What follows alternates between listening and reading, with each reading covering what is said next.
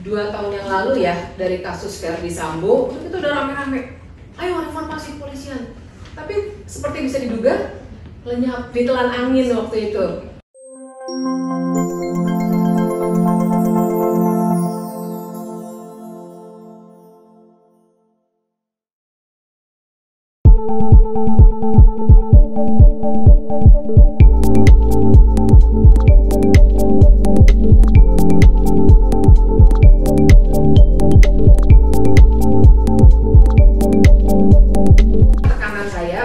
Bahwa reformasi kepolisian jelas urgent. Saya kira nggak ada yang nggak setuju dengan itu. Saya yakin sekali. Tapi revisi undang-undang yang sekarang bukan reformasi kepolisian. Kenapa? Karena menurut saya, saya udah habis 10 menit lagi. Kita lagi ya. Nanti mohon dikoreksi Pak ya kalau salah ya. Tapi kan kajiannya sebenarnya sudah banyak. Saya yakin Kompolnas juga sudah punya lengkap sekali tuh kajiannya. Kita tahu banyak kekerasan, korupsi dan segala macam. Belum lagi masalah persepsi dari masyarakat, no violence, no justice. Jadi bahwa perlu ada reformasi kepolisian, jelas perlu. Saya ingat bahkan 2 tahun yang lalu ya, dari kasus Verdi Sambo itu udah rame-rame, ayo reformasi kepolisian. Tapi seperti bisa diduga, lenyap ditelan angin waktu itu. Kasusnya selesai, orang-orang sudah mendapatkan hukuman, tapi reformasinya tidak jalan. Nah, sekarang ada revisi undang-undang, tapi isinya bukan reformasi, isinya malah penambahan kewenangan.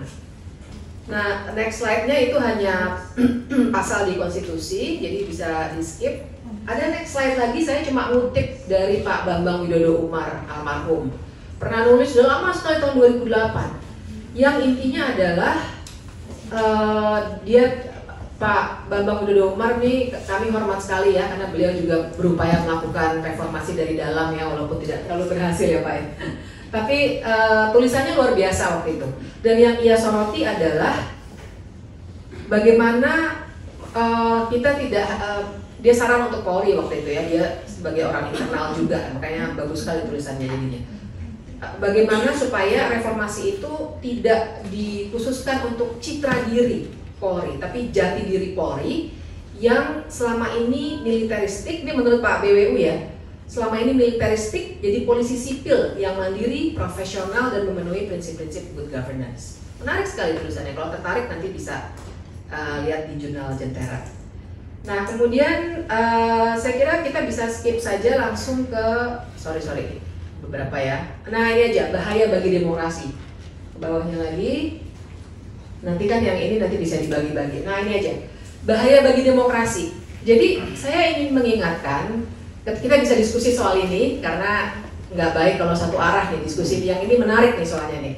Aspek sejarah, ini studinya udah banyak sekali, membuat kepolisian dan tentara memang mempunyai kekuatan politik. Dan jangan lupa sekarang yang lagi direvisi dua-duanya. Tidak hanya revisi Undang-Undang Polri, tapi juga revisi Undang-Undang TNI. Kita ingat dulu kita punya ABRI, dipisah tahun 99 ke belakang gitu ya. Nah, tapi dengan sejarah yang panjang, seringkali kepentingan politik dari dua alat negara tersebut.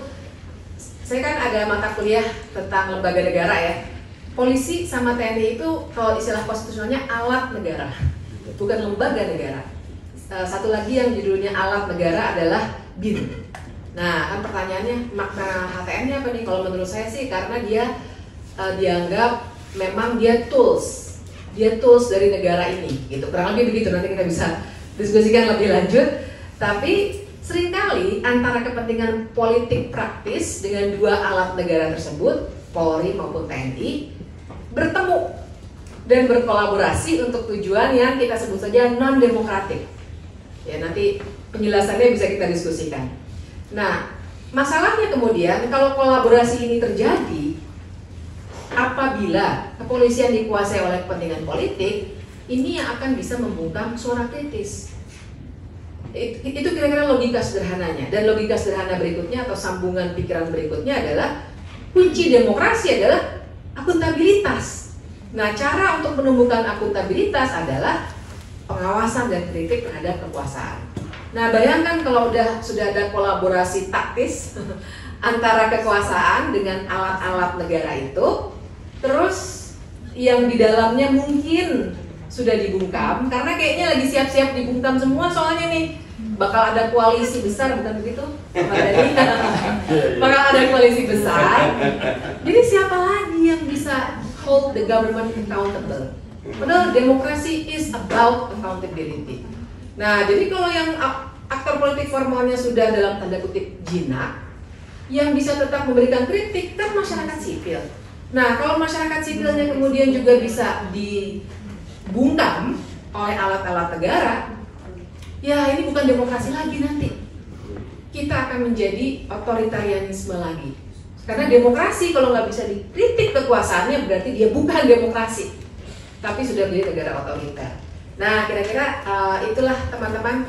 Ini kesimpulannya cuma penekanan saya bahwa reformasi kepolisian diperlukan, tapi revisi undang-undang sekarang bukan itu. Jadi saya setuju dengan Mbak Tita barusan yang menekankan bahwa nitip sama Pak Mardhani, kuhapnya dulu deh Pak, gitu. Nanti ngejar 2026, kuhapnya jadi dulu, nah baru ke bawahnya tuh kepolisian dibenerin, kejaksaan dibenerin, dan seterusnya. Begitu aja saya kira. Terima kasih.